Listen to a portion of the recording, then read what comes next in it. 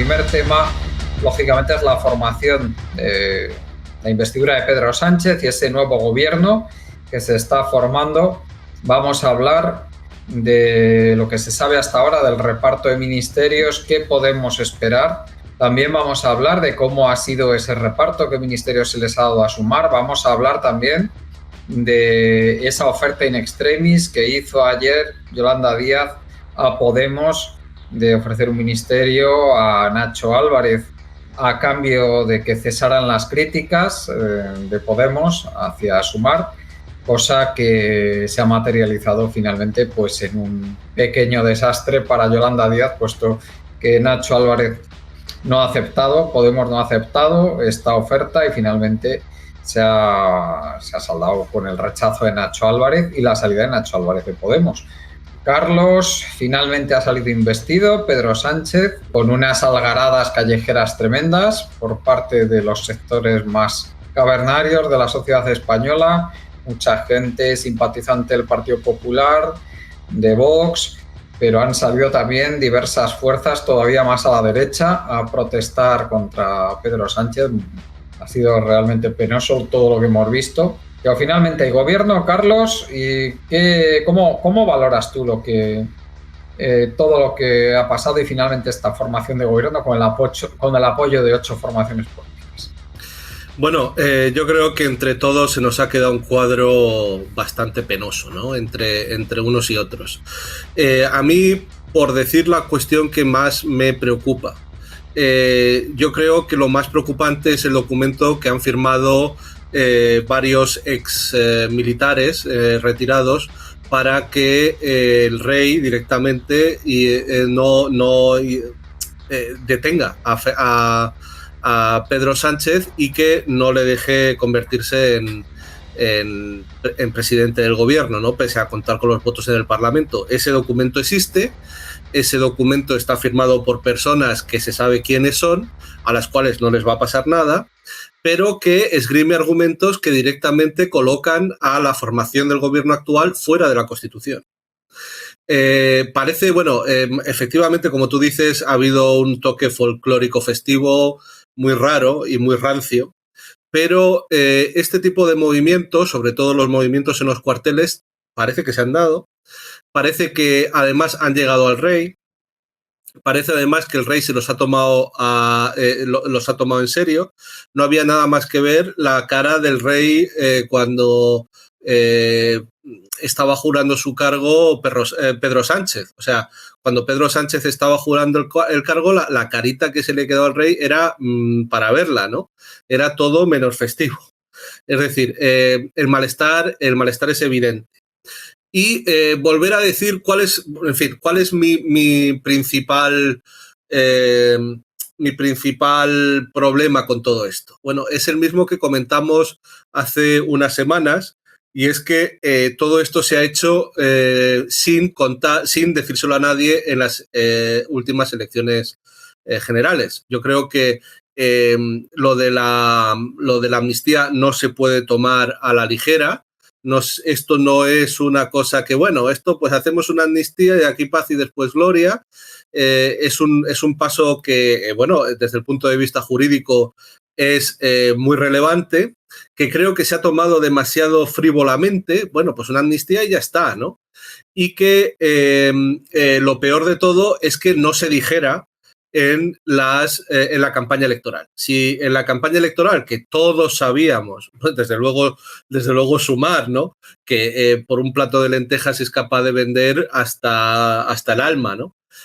Pues que iban a aceptar la amnistía, iban a aceptar la condonación hasta cierto punto de deuda en Cataluña, etcétera.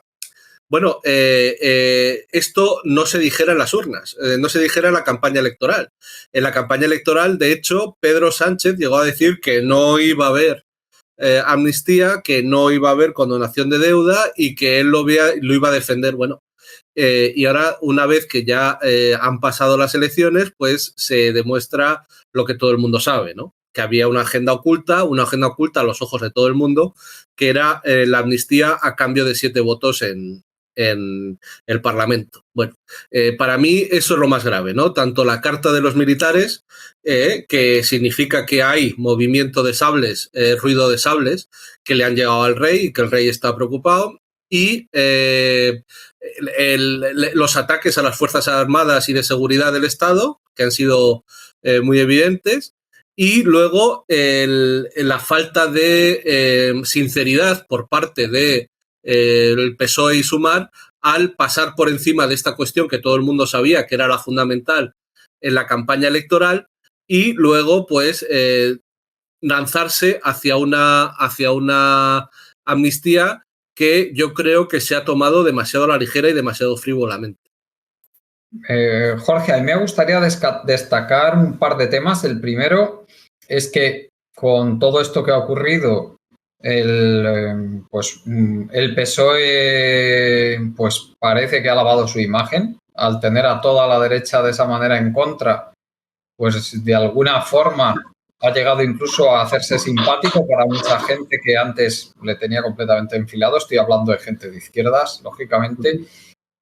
Luego tenemos otro tema, que es que yo creo que con la amnistía lo que se está haciendo es una recomposición del régimen, una nueva integración, una reintegración de las derechas, bueno, de los partidos nacionalistas, los partidos soberanistas, una reintegración de estos en el régimen del 78, con lo cual, para mí, esto finaliza la etapa iniciada con la abdicación de Juan Carlos en el año 2014 y a largo plazo va a beneficiar al Partido Popular, puesto que a poco que sean inteligentes, pues van a poder volver a pactar con ellos dentro de muy poco, una vez que termine esto, a lo mejor para la próxima legislatura, si es que tienen ocasión. Y luego hay también un tema que es que teniendo a esas dos derechas, el PNV y Junts, en la coalición de gobierno, o sea, no van a estar en los ministerios, pero lógicamente tienen que votar. Han votado la investidura y tienen que votar en el Parlamento todas las leyes. Veo muy complicado que se saque adelante ninguna ley que sea mínimamente de izquierdas. No sé qué piensas tú, pero bueno, ahí te dejo todos estos temas y, por supuesto, todos los que quieras sacar tú. Jorge, adelante. Pues yo la verdad es que lo único que veo en este gobierno es continuidad con el anterior. Es otra vez, continuidad neoliberal en las políticas, en la política económica, continuidad el mantenimiento de la base del régimen del 78, ¿vale? No se toca la monarquía, no se toca la unidad del Estado español. De hecho, esa amnistía sirve para, como tú bien has dicho, Juan Carlos, pues para reintroducir en ese consenso del régimen del 78 a las derechas, de las derechas de Cataluña y de Euskadi. Y por eso no veo una cuestión para salir a la calle. Las derechas, la ultraderecha efectivamente ha salido a la calle porque veían que las posibilidades de gobernar se les han escapado entre los dedos. Y esas posibilidades de gobernar significan pues una gran cantidad de presupuesto público, una gran cantidad de prebendas, una gran cantidad de contratos que no van a pasar por sus manos y que por eso, pues han cogido un berrinche. Ese berrinche, como también ha dicho Carlos, tiene su lado más oscuro y, digamos, peligroso y que evoca a los tiempos de los 80, de principios de los 80, pues de ruido de sables, ¿no? Ruido de sables que en última instancia son todos los que han firmado el manifiesto están todos fuera o sea, no están en activo, evidentemente ninguno de ellos, no tiene consecuencias para ellos a nivel jurídico, pero podría tener consecuencias porque, como bien ha dicho uno de los representantes principales, José Ignacio Domínguez, de los militares de lo que fue la UMED, ¿no? También se les podría, hasta cierto punto, castigar mediante el castigo que se le hizo en su momento a los militares leales a la República, ¿no? Con la expulsión de la Orden de San Hermenegildo a los que se mantuvieron fieles a la República cuando ya finalmente llega la dictadura y el régimen franquista. pues podrían perfectamente a los militares jubilados que han hecho semejante declaración instando, parece que directamente están diciendo que haya un golpe de Estado, ¿no? Porque dicen, ¿no?, que el ejército tiene que coger ahí y sobreponerse al poder ejecutivo y bueno, y claro, eso solamente lo puede hacer pues mediante el golpe de Estado, ¿no? O un pronunciamiento militar, como lo quieran llamar. Y no ha habido reacción por parte del gobierno, que podría haber hecho reacción.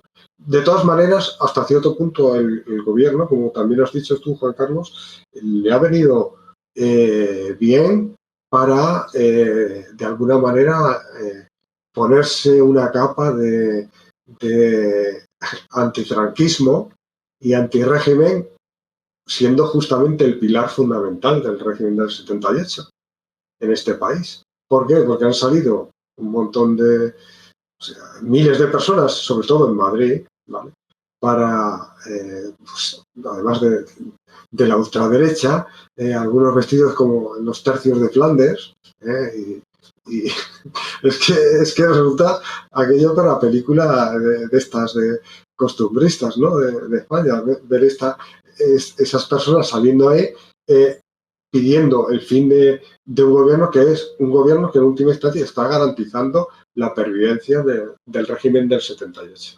Con lo cual es que, bueno, ves una vez más cómo es nuestra derecha, que tiene muy mal perder, y como tiene muy mal perder, pues bueno, tiene esos berrinches, y esos berrinches sirven hasta cierto punto para mejorar la imagen, una imagen que no se ajusta a la realidad por parte del gobierno de ser un gobierno, social comunista. Uno analiza sus políticas, evidentemente no tiene nada de social y mucho menos de comunista, aunque haya varios miembros del Partido Comunista en el Consejo de Ministros. Yo a mí lo que más digamos acentuaría es que es continuidad en las políticas. Aquí, como una federación muchas veces, que tenemos un sistema parlamentario en el cual los partidos políticos que tenemos ahora ya no varían fundamentalmente las políticas, con lo cual sí elegimos el que va a aplicar las mismas políticas, que va a ser, en todo caso, darle una tendencia más o menos social a las mismas políticas neoliberales y a las mismas políticas atlantistas, y a las mismas políticas del exterior que nos vengan dictadas de Estados Unidos, ¿no?, del Departamento de Estado. Y entonces, pues, bueno, es una forma de emplear el tiempo, ver esos movimientos, digamos, de la superficie, pero en el fondo nada cambia, está todo bien atado. Sí, digo, Jorge, si te fijaste, la reacción de los mercados después de la investidura de Pedro Sánchez fue sumamente positiva, ¿no? Subida de las bolsas, Claro. La prima de riesgo bajó también. O sea, sí. Parece que no. Sí, por eso digo que es el pilar del régimen, el Partido Socialista, y la izquierda está desaparecida al menos desde el 2019. Cuando firmaron la entrada del primer gobierno, firmaron la estabilidad presupuestaria, firmaron el 135 reformado, firmaron aceptar que España, esperemos que no tenga que pasar por más préstamos del MEDE, y que ya veremos, porque el año que viene se presenta súper complicado para tener que aplicar las políticas que ya han anunciado que van a aplicar. Políticas que no tienen nada de izquierda, unos recortes presupuestarios como no se han visto desde Zapatero. Y ahí estamos. Es eso que, pues sí, los mercados, los inversores internacionales, los fondos, buitres y todos estos, que son en última instancia lo que se denomina los mercados, entre comillas, como si fueran impersonales y no tuvieran nombres o al menos marcas, ¿vale? Pues muy tranquilos, claro que sí, están muy tranquilos porque es una continuidad. Como tal, les gusta la estabilidad. Uh-huh. Bueno, Carlos, ¿cómo valoras los ministerios que parece ser que le van a dar a Sumar? Todavía no está confirmado completamente, pero por ahí se está hablando de los ministerios de Sanidad, el Ministerio de Cultura, el de Derechos Sociales, Trabajo y luego van a crear un nuevo ministerio que sería de Infancia y Juventud. También se han puesto unos cuantos nombres sobre la mesa. Estaría Yolanda Díaz, como es lógico, en el Ministerio de Trabajo, o Mónica García en el de Sanidad. Y luego también se ha hablado de Sira Rego, que iría para Juventud e Infancia. Y luego, si no recuerdo mal, los otros dos irían para Bustinduy y el último, perdonad que no tengo aquí el nombre, no recuerdo para Urtasun, iría el último ministerio. Desde luego no parece que haya nadie por allí. Lo primero que son ministerios, no sé si convendrás conmigo, que no tienen demasiadas competencias y no parece que haya por ahí demasiado peso político dentro de la izquierda, ¿no? O sea, tenemos gente muy moderada, como han demostrado en sus trayectorias políticas. ¿Cómo lo ves tú esto? Y bueno, también me gustaría que hablaras, si puede ser, de todo el tema este que ha habido con Nacho Álvarez, esa oferta que se le ha hecho. A mí me parece que a mí la palabra primera que se me viene a la cabeza es coyuntura. Y cómo Sumar y todos los partidos dentro de Sumar apelan a la coyuntura para ser de derechas. Es decir, como la coyuntura es muy difícil, como el régimen del 78, pues ahí lo tienes defendido por la extrema derecha que en cualquier momento te da un golpe de Estado, como España no tiene arreglo, porque en cualquier momento, en cuanto tocas algo, pues eso, te montan un golpe de Estado directamente se carga la democracia. Bueno, pues en esta coyuntura tan grande, tan difícil que tenemos e insuperable, y con este número de votos tan bajo, por cierto, que ese es el problema, vamos a ser de derechas, aunque nos gustaría, pues a lo mejor no serlo tanto, pero lo vamos a ser. Eso es la primera reflexión que se me viene a la cabeza. Como la coyuntura es difícil, no tenemos otra opción nada más que ser de derechas. Y bueno, vemos que la carga ministerial o las responsabilidades ministeriales, pues bueno, son poco menos que folclóricas, ¿no? Ya tuvimos a un ministro que ha sido un fracaso total en el Ministerio de Consumo, donde a las asociaciones de consumidores, pues en cuanto han molestado, porque su trabajo es molestar y por eso existen, pues lo que ha hecho ha sido quitarle las subvenciones para no tener que enfrentarse a las eléctricas, a las telefónicas, a los productores de aceite de oliva, etcétera. Bueno, pues si molestas, pues no sales en la foto, te quito las subvenciones, no ha cerrado las casas de apuestas, en fin, todo lo que nosotros pensábamos que podía ser, aunque es un ministerio de juguete. Bueno, pues ahora hemos creado otros ministerios de juguete que antes eran no tenían el rango de ministerio, donde, bueno, pues la juventud y la infancia, bueno, pues a las personas de la juventud y de la infancia que tengan problemas, pues ahora van a tener un ministerio, aunque esa carga antes la llevaban otros ministerios y no era una necesidad social. Desde luego, lo que no va a pasar en el Ministerio de Sanidad es que vayan a derogar la ley del 97 que abrió la puerta a las privatizaciones en la sanidad. Eso no lo van a tocar. Tampoco se va a tocar, por supuesto, desde el Ministerio de Trabajo, que, como decía Jorge, una vez que vuelva a entrar en vigor el Social Compact y el PEC, el Plan de Estabilidad y Crecimiento, pues sigamos siendo el país de Europa con mayor paro, ¿no? Por encima de Grecia, sobre todo en la cuestión de la juventud.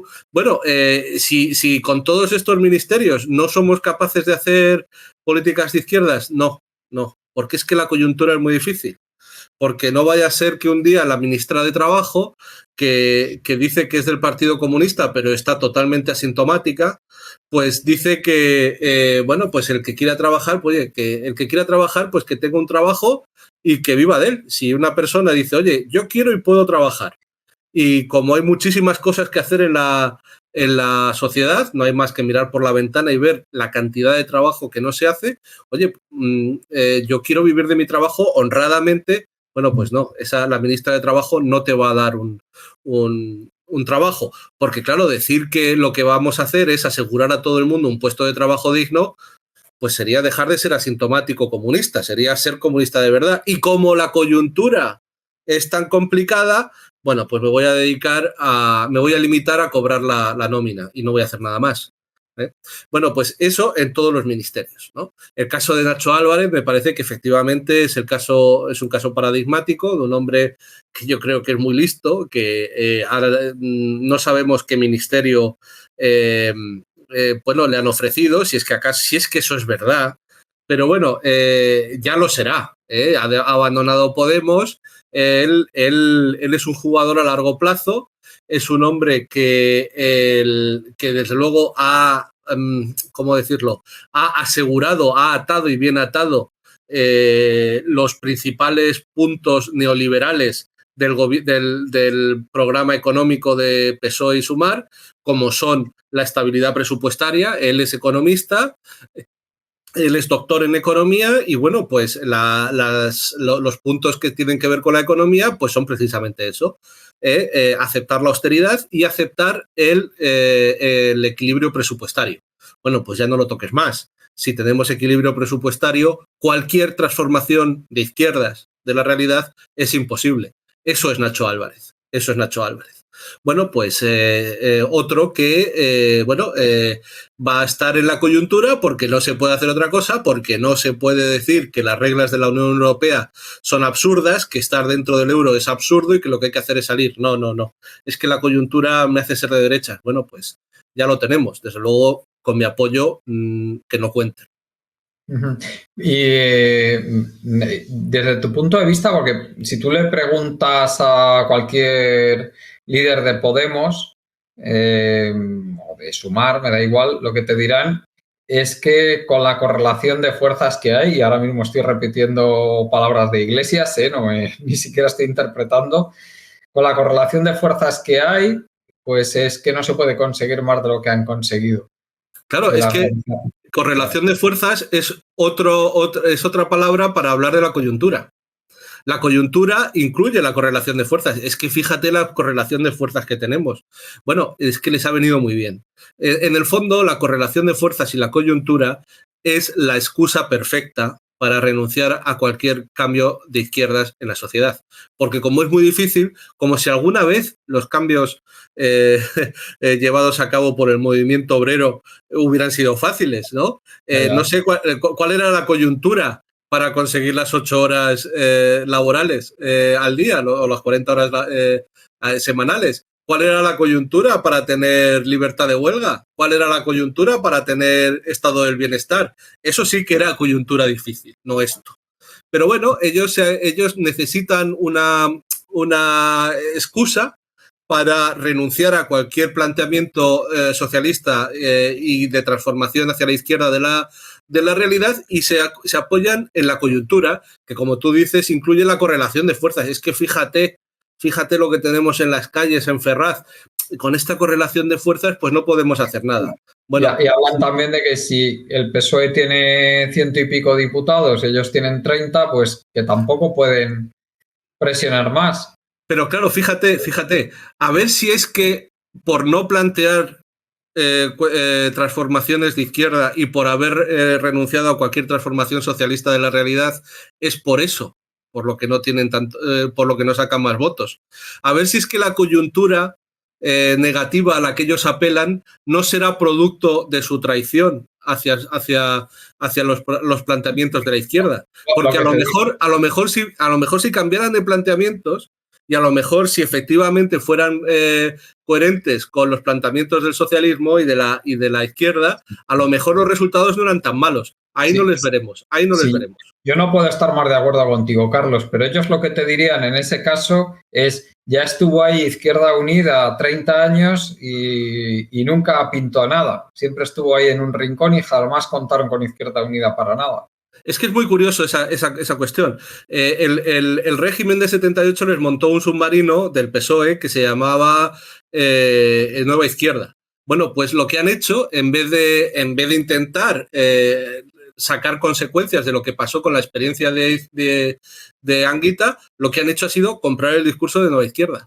Y ahora no solamente han comprado ese discurso del régimen, sino que además están a la derecha de Nueva Izquierda, porque yo me acuerdo de Nueva Izquierda con gente que había hablado de salirse de la OTAN. Siempre lo decían los de Nueva Izquierda, que había que salir de la OTAN. Bueno, pues ahí estamos mandando fragatas a Israel y apoyando al régimen fascista de Zelensky.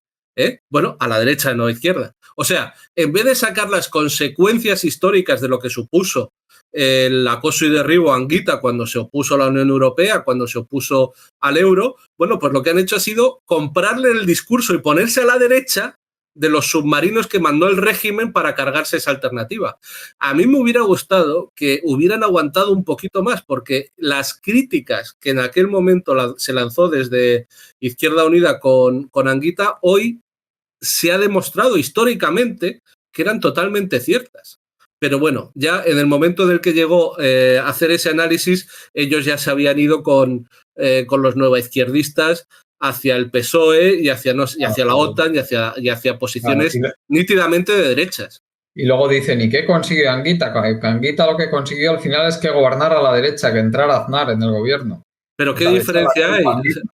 Las dos orillas, bueno, a mí que me digan, pero si es que es absurdo, vamos a ver, en el momento en el que tú estás defendiendo el neoliberalismo de derechas puro con la estabilidad presupuestaria, que te da igual quien gobierne, que es que no va a cambiar absolutamente nada hasta que no cambies eso. Las dos orillas, los puros, los que dicen que solamente está la orilla del PSOE y del PP y luego la izquierda, bueno, a mí ese tipo de insultos que bueno, a mí me dan exactamente igual, pero lo cierto es que ellos han aceptado un programa económico neoliberal de derechas y por tanto es muy pequeña la diferencia que van a tener con respecto al PP. Muy pequeña y si no nula. Y desde un punto de vista de la izquierda era mucho mejor no haber renunciado como hizo Anguita.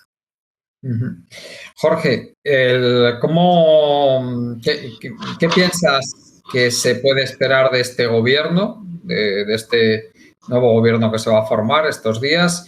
Y también me gustaría que nos hicieras una valoración ya que bueno, aquí los tres conocemos bastante bien el pensamiento de Nacho Álvarez, le conocemos personalmente también. ¿Cómo valoras todo lo que ha sucedido con la oferta de Yolanda Díaz, el rechazo a esta oferta o su salida de Podemos? Bueno, yo antes ya he comentado que yo lo que veo es continuidad en las políticas que se han aplicado desde el anterior gobierno en 2019. ¿Vale?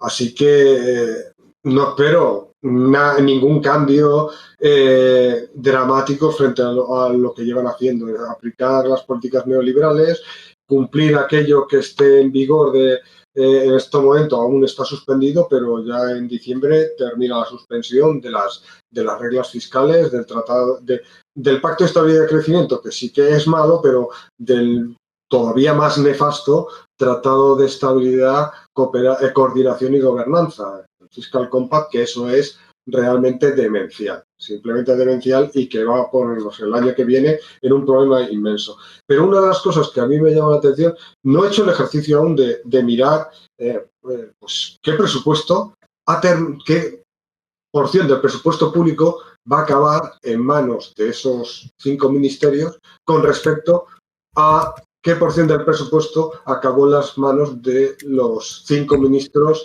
del anterior gobierno. Ese ejercicio no lo he hecho, pero no me extrañaría que incluso fuese menos porción del presupuesto público vaya a las manos de esos 5 ministerios que en muchos casos antes eran direcciones generales y lo que se ha hecho es elevarlas a nivel de ministerios para poder utilizarlos en el intercambio de cromos, ministerios de juguete por apoyo en la investidura y continuidad y apoyo durante la legislatura a las políticas que se hagan, que van a ser evidentemente las mismas. Eso yo me gustaría hacer ese ejercicio. Si detectáis que alguien lo haya hecho, pues yo lo vería interesante, porque entonces nos podría dar un poco así de ver todas esas auténticas manifestaciones de triunfalistas por parte de Sumar o de los partidos que se autodenominan de izquierdas, que realmente sus políticas se encargan de desmentirlo, pues ver que todo ese triunfalismo es tan ilusorio y tan delirante como el que tienen, por ejemplo, cuando se ponen a hablar sobre las cifras de desempleo en este país, el país de la Unión Europea con mayor desempleo de tasa oficial, y el país de la OCDE con mayor tasa de desempleo. Es que, claro, una vez ves el triunfalismo que tienen en esto, pues ya puedes esperar cualquier cosa de ellos. Es simplemente, parece que lo único que importa es tener unas cuantas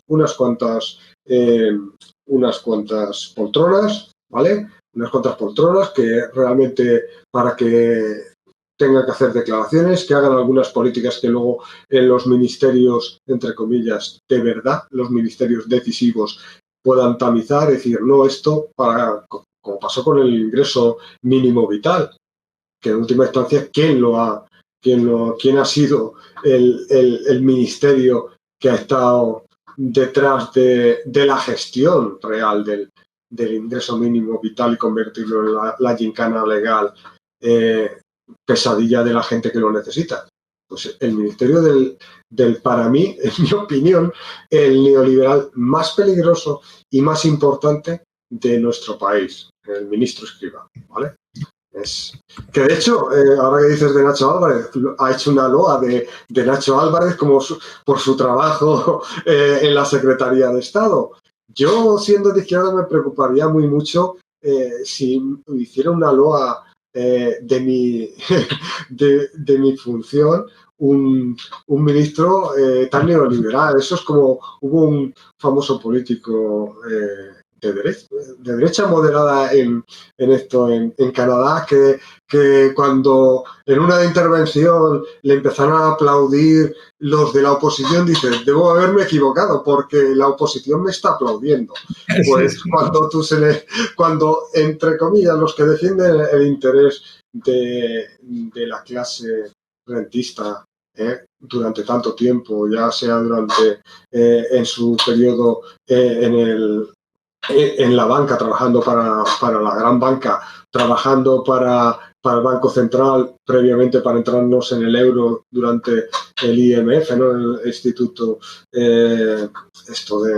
que no me acuerdo exactamente, pero es el instituto que se creó previo a la creación del Banco Central. Se creó un instituto para estudiar y cómo se ha de diseñar el Banco Central. Pues ahí estaba Escrivá, uno de los grandes responsables. Luego estuvo el Banco Central Europeo. Es decir, luego ha estado en el Consejo Fiscal, puesto por la derecha, puesto por un gobierno de derechas, y además de derechas, de la derecha más dura durante la época justamente de la creación del tratado, de la firma del tratado de estabilidad, coordinación y gobernanza, Fiscal Compact, y se crea ese Consejo Fiscal, que es auténtico, es un Consejo Fiscal, bueno, basado en una serie de objetivos y con una serie de variables que utilizan, que en última instancia lo que aseguran es austeridad, buscar la austeridad.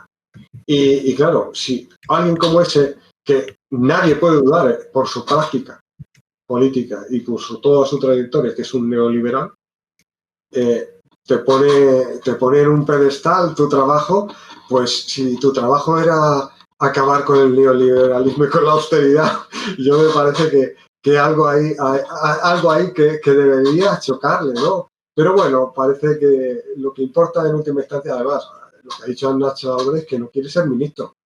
Bueno, pero nadie ha dicho que no pueda ser secretario de Estado. Efectivamente.